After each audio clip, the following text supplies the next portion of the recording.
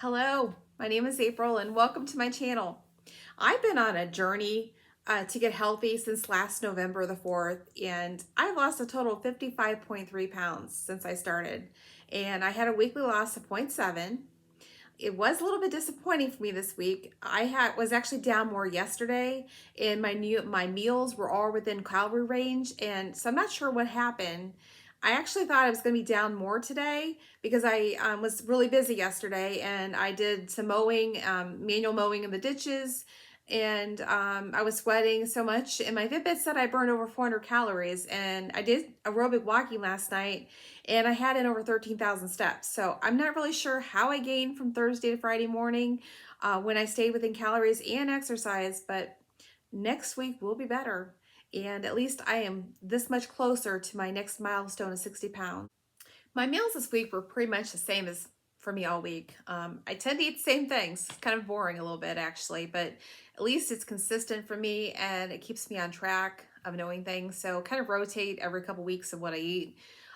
Breakfast was the same as last week. 6 ounces of cottage cheese with some tomato slices and some toast with butter on it.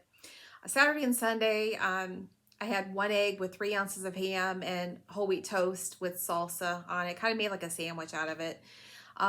Lunches for the week, I had 3 ounces of ham, 2 ounces of cheddar cheese, and a slice of whole wheat bread. I made a sandwich with that and I toasted it in the air fryer. Added lettuce and tomato and mint mustard on it.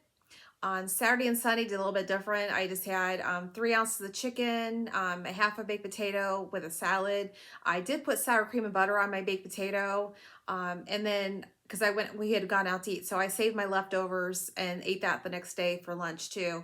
Now a lot of times when I eat like that kind of stuff, I make my husband a totally different meal. So he's not a fan of chicken, so I might get 1 day of chicken out of him, but that's about it. My dinner for the week was either 6 ounces of ground sirloin patty that I put on a whole wheat bread, and I actually put mustard and ketchup on it. Or I had a 6 ounce steak or 6 ounces of ham or 6 ounces of chicken, and then I would do 1 to 2 cups of vegetables. I'm on like a California blend, which is kind of like the broccoli, the cauliflower, and carrots together. I'm kind of like on that kick, or I'll just do broccoli or a salad. And then if I don't have any bread at dinner time, I'll have a half a cup of cherries as a snack. That's been my favorite snack lately. So, or I'll do those ones where they're strawberry. There's like a popsicle and there's strawberries and there's no sugar added to them. And sometimes I'll do that instead. So those were the dinners and breakfast and lunches for the week. My husband loves Cane's chicken, and I'll occasionally pick it up for him when I order carry out from somewhere else for me. Their chicken's really good, and I probably haven't had it in over, close to a year now. I wish they offered grilled chicken as one chicken tender, fried chicken tender is around 140 calories. Does anyone know of any recipe hacks that taste just like Cane's, but is less calories and fat, and then you can air fry it?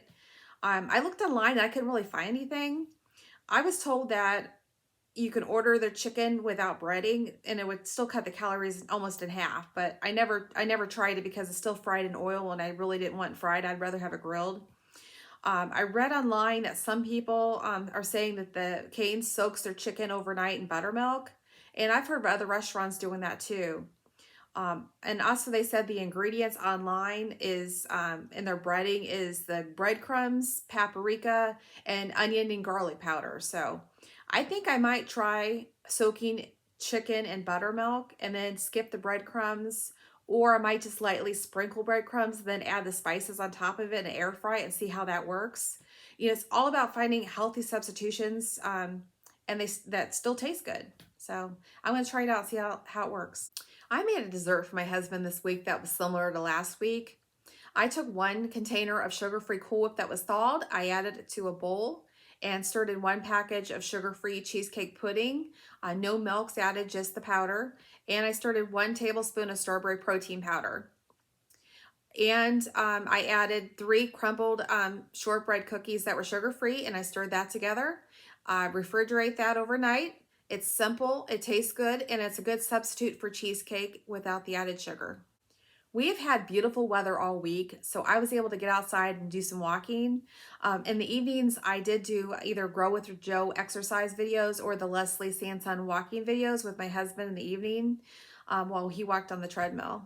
There were a few days that we both wanted to skip walking in the evenings, but we motivated each other to get off our butts and get moving. So I'm glad I have him to keep me going sometimes when I'm exhausted. I'm also working on getting my flower beds in order because the weeds are taking off and we have more dandelions than we do plants in the flower beds right now.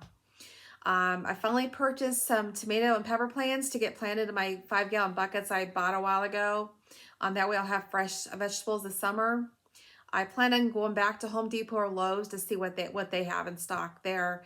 I went to Menards, and they're like our local hardware store, and they didn't have much of a selection, so I just got the tomatoes and the peppers. I feel like I'm drinking a lot more water now since I started mixing the flavored sparkling water with plain water. I found a few other new flavors that taste really good at Walmart. There's a red, white, and blue, and it tastes like the rocket ship popsicles. And there's a pineapple coconut, and it tastes like you're drinking a pina colada. I think that's my new favorite one. Since I mix it with water, it goes a long way. To me, for the full strength is a little bit too strong, and I like it mixed with water, and it tastes so refreshing, especially when it's nice and cold. I want to thank you for watching my video today. Remember, believe in yourself. It's going to be a journey. You may struggle at times and have setbacks, but you'll get right back up and be stronger than you were before. We were all so worth it. And if you're new to my channel, to please subscribe and join me on this adventure to getting healthy. Have a beautiful week. See you next week. Bye.